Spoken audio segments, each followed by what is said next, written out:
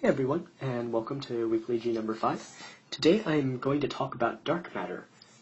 More specifically, I'm going to give kind of a basic overview of it. So what do we think dark matter is? Why do we think it exists? And what do we think it's made out of? Or more accurately, what do we think it's not made out of? So dark matter, I had a lot of trouble coming up with a definition, but this is kind of the best that I could do. So dark matter is a form of matter, and that's kind of an important thing. It's matter that does not interact with, it's not a charged particle, so it does not interact through the EM force, the electromagnetic force. And it also, that also means it doesn't interact with light, which means it can't absorb light, it can't emit any sort of light. And this also means that it actually doesn't interact with other normal matter, except through gravity, most of the time. And so, essentially what this means is that if you have dark matter, like, all around you, first of all, you can't see it, because seeing means that you're absorbing photons from, that are bouncing off of some object, and light can't bounce off of dark matter. The other thing is it kind of passes through almost everything. The reason is that this is because the reason when you put your hand on a table, your hand doesn't pass straight through, is that there's kind of an electromagnetic force that's actually stopping your hand from going through the table. Since dark matter doesn't interact electromagnetically, it can kind of just go through tables. And as a matter of fact, it's we think there's a bunch of these dark matter things that are just kind of just floating through you right now. But at a more basic definition, it's basically something that that doesn't interact through EM force, so you only see it gravitationally.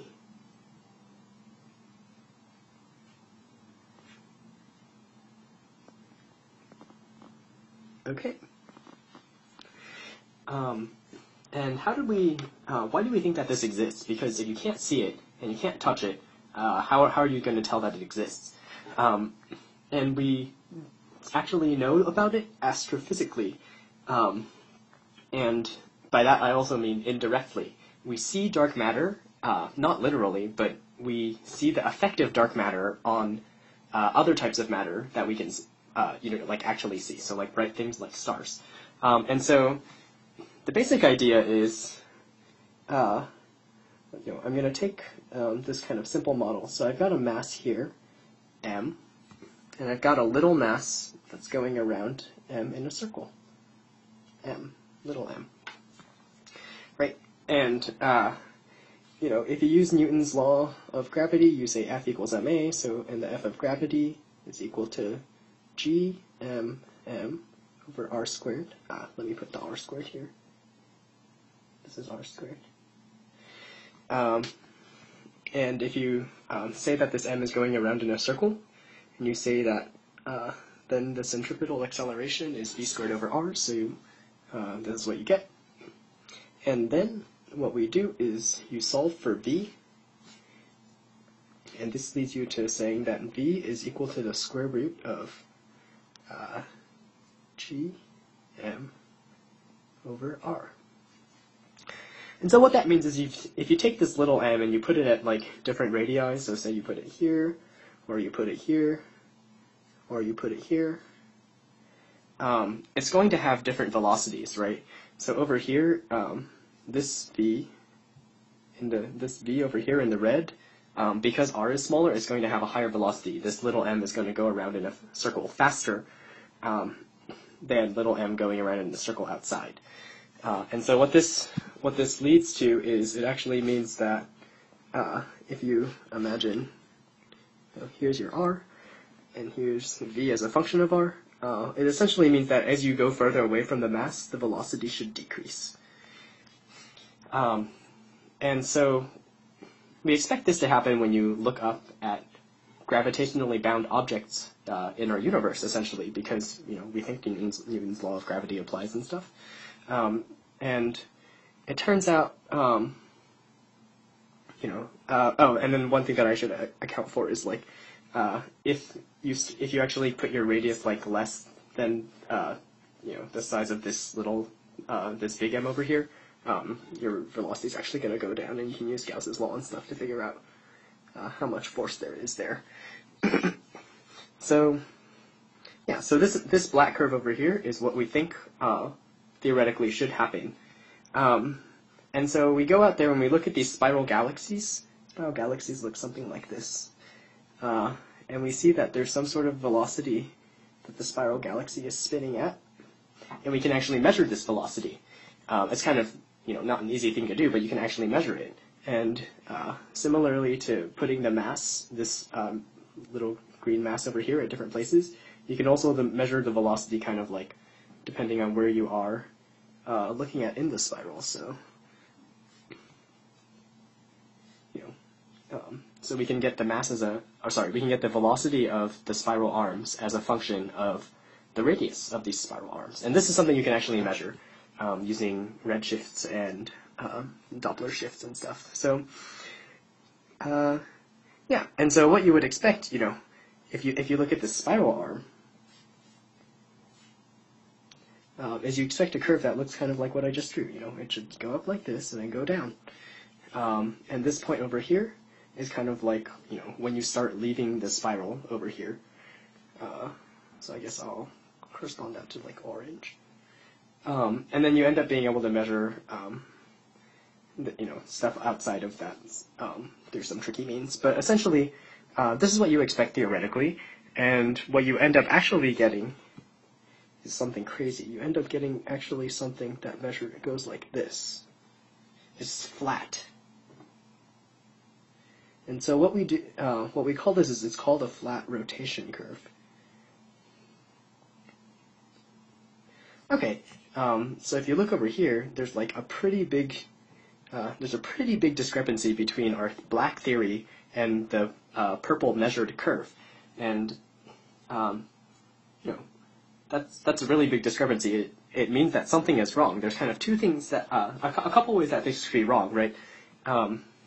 The first thing that could be wrong is, or I guess I should ask the question. So what gives, right? Why is there this discrepancy between our measurement and our theory? So it can be resolved in a couple ways. The first one is you can say observed data is wrong. Right, and so that's always something that you can say in science, which is that someone comes out with some measurement and it clashes with what you think should happen, and so you say, well, obviously the way you gathered your data must be like stupid, right? You must have done something terrible.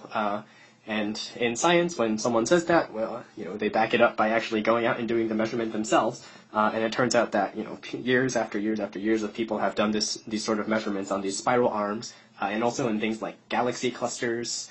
And they find that actually, you actually always get these sort of weird flat rotation curves in spiral galaxies, and in other galaxies, you always end up seeing that it's kind of like, the gravity law that we have doesn't sufficiently explain what the hell is going on.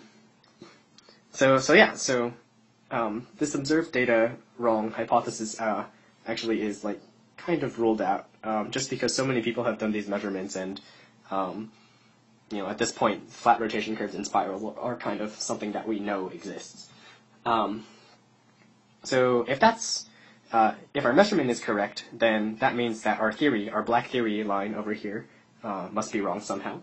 And so there's kind of two ways that we can be wrong. The first one is maybe you think Newton's gravity is wrong, or Newton's force law is wrong. So the most obvious thing that you can say is general relativity. Because we know that Newton's laws aren't completely exact, maybe general relativity will make a difference on this. It turns out that general relativity doesn't make a very big difference on the predicted theoretical curve. Just because these things aren't so big. Or they're not big compared to the distances that you measure. So that actually doesn't make a difference. But you still could imagine some other sort of modification to Newton's gravity that's wrong. So it turns out that a lot of people, when they found out that people were actually measuring flat rotation curves for real, they came up with a lot of different theories for how Newton's laws could be different. or how gravity could be different to account for this. And so far, no one's actually been able to come up with kind of these modified gravity theories that both predict everything that happens, like in our solar system to the same degree of accuracy that general relativity and Newtonian gravity predict it to, but also cause gigantic differences on these very large scales. So, the jury's kind of still out for that, but for now we can actually kind of say that this was sort of ruled out. Okay, so if those two things are wrong, the other kind of theoretical way you could say it is we don't see all the mass.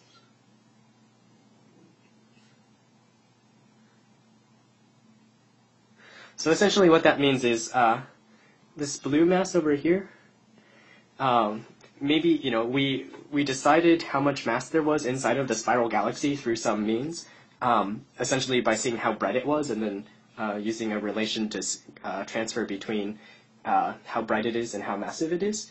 And so we were measuring the mass of kind of very bright things. Well, maybe there's mass of very dark things inside of this spiral galaxy. Like maybe there's a bunch of whole other mass here. And then if you add all of this mass, what will end up happening is it'll, depending on how you add the mass, it'll end up actually predicting a flat rotation curve. And it's pretty easy to make this work out. The math is not super difficult. So, yeah, and this is kind of actually the accepted theory right now because there's not really another option. So either your force law is wrong or you haven't counted all of the mass. So, yeah. And since we believe, the data is actually correct now. So it's one of these, since we don't see all the mass, this naturally brings up the question, well, what is causing this mass? So the first most obvious thing that you would think of is, since we measured the mass by essentially counting how many bright things there were, maybe there's like dark normal matter. And what this means is anything that is essentially not bright enough to shine a lot of photons at us. And so, things that they come up with are very dim stars. So stars that are so dim you just can't really see their light. Other things that you can think of is so things that aren't in stars, so they're not bright. So we call that gas and dust. But basically, it's other sort of matter that's not like turned into stars. Other things you might think of, other normal matter is, I think those are the big ones. So essentially, yeah. So I think those are the big ones. Basically, there's some sort of other. Oh, I guess like something I always think of is like planets. Maybe there's like a ton of really heavy planets or something, but this essentially is like gas and dust. And so the thing about this is that all of these things actually interact through with normal matter. Interact normally.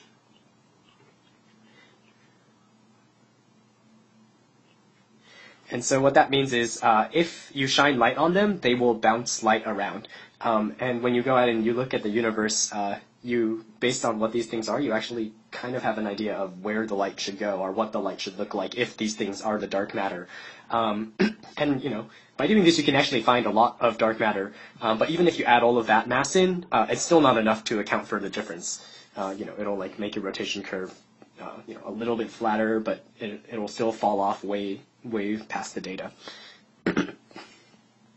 Let's see. A second thing is that, I guess I'll call it neutrinos. So neutrinos are a form of dark matter, essentially, but it's a form of dark matter where we know what it is. Neutrinos are kind of these particles that are emitted in nuclear reactions. And we know that they exist. We can measure them coming from the sun. We can measure them coming from, other things. If you remember that thing where neutrinos were traveling faster than the speed of light, out of, that funny experiment over in Italy. These things actually exist. We can see their interactions, but they don't interact through the electromagnetic force because they don't have any charge. So maybe the dark matter is neutrinos. And this is like actually a really good thing because if it were to be true, it would be a really good thing because if if the dark matter is neutrinos, a lot of other things would have fallen out very nicely. So things like the flatness of the universe would have just fallen out normally, and other things like that. So this is actually like a really good guess. This would have been perfect. And we actually ruled this out very conclusively. So I'm going to put an X through it. And this was ruled out by numerical simulation.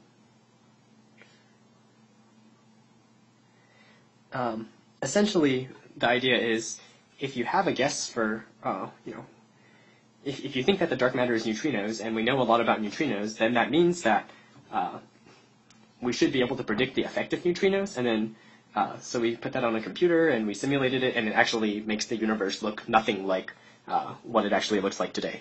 I should put an X through here too. Not enough mass. Yeah. Yeah, so essentially the only thing that's left is another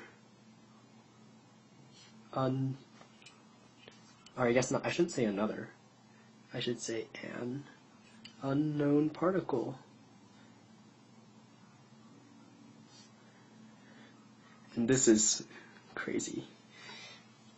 Because what we are saying, essentially what we're telling people is, so there's this stuff called dark matter in the universe.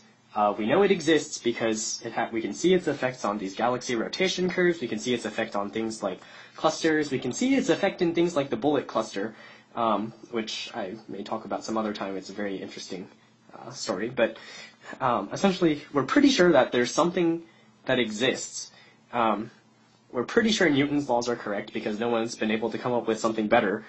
But we don't know what the particle is. And so we call that dark matter. Yeah, that's essentially what it is. I guess there's kind of one way out, which is this Newtonian gravity thing that I said is false, is not actually necessarily false.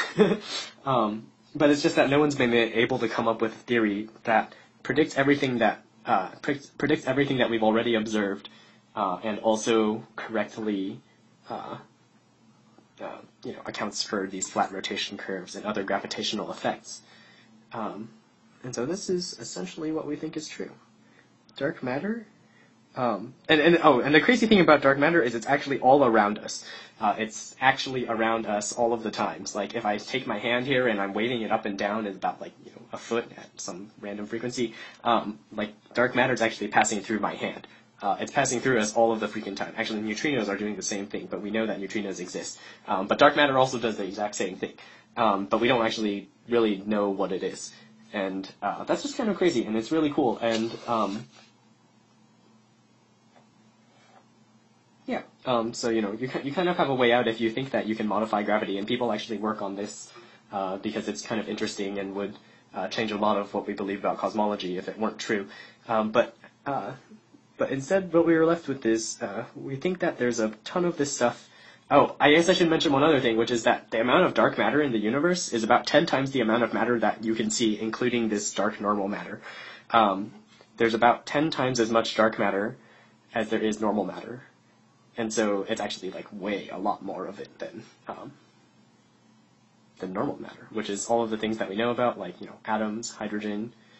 Hydrogen's an atom, of course, but yeah. And so people are actually looking for this right now. There's a bunch of people who are looking to see, maybe dark matter can interact with itself. Maybe it will occasionally interact with one of normal matter, but just very, very rarely. So we don't see it very often. So people are doing all sorts of experiments to try and figure out what it is. But, yeah. And so actually, I think in the next decade, we will get some good answers as to what dark matter is. Either that or we'll rule out its existence, and we'll have to go back to the drawing board. People will then be working probably a lot on these modified Newtonian gravity things. Yeah. Okay, that's it. Thanks for listening.